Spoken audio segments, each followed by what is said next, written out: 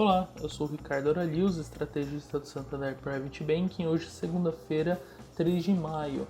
Nessa semana vai haver uma grande atenção aos números de emprego nos Estados Unidos na próxima sexta-feira, por conta exatamente do fato de que as expectativas, para o número de criação de novas vagas de trabalho para o mês de março é bastante robusto, ali na casa de 1 milhão de novas vagas. O que, se for confirmado, pode afetar a solidez do discurso do Federal Reserve, que é o Banco Central Americano, em relação ao momento adequado para sinalizar a intenção de tornar a política monetária menos estimulativa. Talvez levando ele a reconhecer que já é possível observar um processo relevante de recuperação da economia, o que ainda não foi feito até aqui por parte do presidente da instituição, o Jerome Powell, mas outros membros já começam a dar alguns sinais mais nesse sentido. Por enquanto o mercado anda muito tranquilo em relação à perspectiva de haver eventualmente uma pressão inflacionária mais ampla, mas o fato é que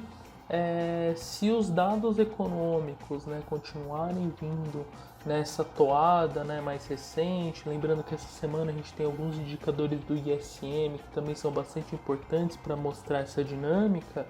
a gente vê que também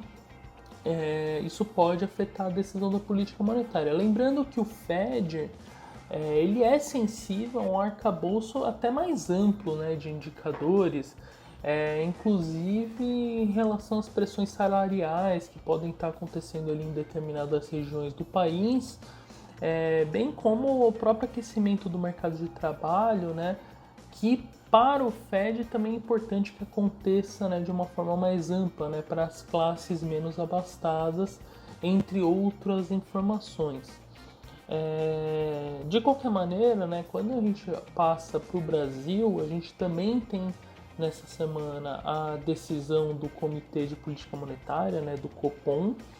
que deve, segundo majoritariamente as expectativas dos analistas, elevar a Selic em 0,75 pontos percentuais. Lembrando que hoje a taxa está em 2,75, ela passaria para 3,50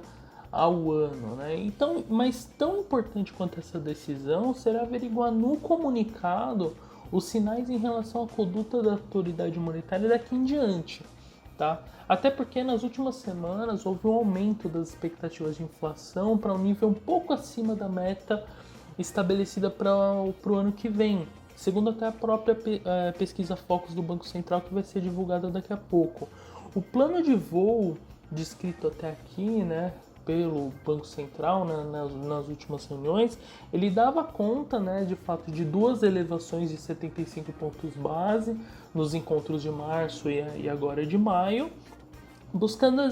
exatamente acomodar as pressões que nós tínhamos nas expectativas para o ano que venha. E por naquele momento ele estar iniciando o ciclo de maneira mais célere,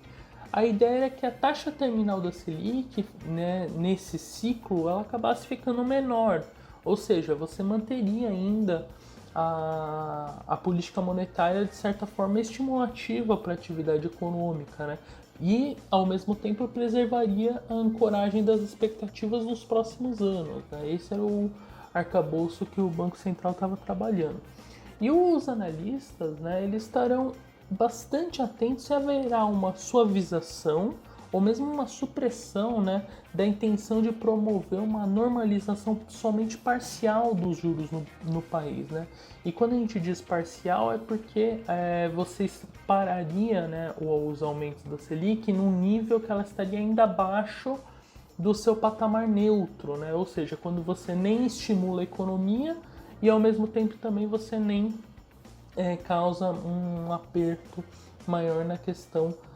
inflacionária. E é bastante provável que, devido ao grau de incerteza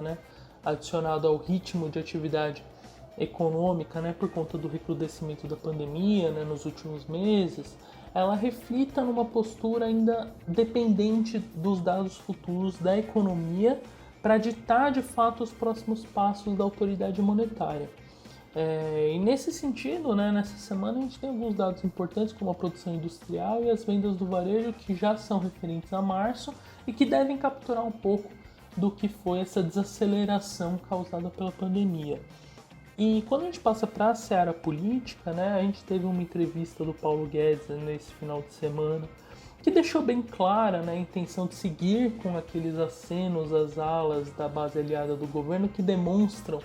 insatisfação, né, com a articulação do ministro e da sua equipe, tá, mais recentemente, além de ser uma forma de evitar, né, o desmembramento da pasta, que vem sendo discutido de maneira mais ampla nos bastidores, né, e a postura do Guedes em relação à sua permanência do cargo, ela estaria, né, segundo ele, mais atrelada a uma responsabilidade pessoal. E em relação a isso, o que não deixa de ser uma mensagem positiva, né? Porque apesar de nos últimos tempos, né, você ter tido um desmantelamento, né, do corpo técnico que foi montado ali no começo, né, do governo, o prestígio do ministro ele ainda favorece substituições com nomes também de respeito, né? E apesar disso, né, não há aparentemente um abalo na relação com o presidente da República, né? Evidentemente a gente tem que ter certa atenção porque as pressões políticas, né, elas continuam vigentes e em momentos de maior fraqueza invariavelmente viram uma moeda de troca, né, para sustentação do governo e tudo mais. Então esse é o fator, acho que, de maior atenção, né, para os mercados nesse sentido. E nessa semana foi prometido pelo Arthur Lira, né, presidente da Câmara dos Deputados, que se tivessem o início, né, do reencaminhamento, né, da reforma tributária na casa. Isso acabou até gerando certo atrito, né, com o relator da proposta, que é o deputado Aguinaldo Ribeiro, entre outras lideranças também. A ideia do Lira, né, com o líder do governo, Ricardo Barros, e até com apoio da equipe econômica, é de fatiar a reforma tributária, né, começando pela criação daquela contribuição sobre bens e serviços, né, CBS, em substituição ao PIS/COFINS. Aparentemente, o Aguinaldo Ribeiro estaria disposto a fazer um relatório já trazendo outros avanços, né, na questão tributária, então cabe a gente acompanhar nos próximos dias. Eu fico por aqui, um bom dia a todos.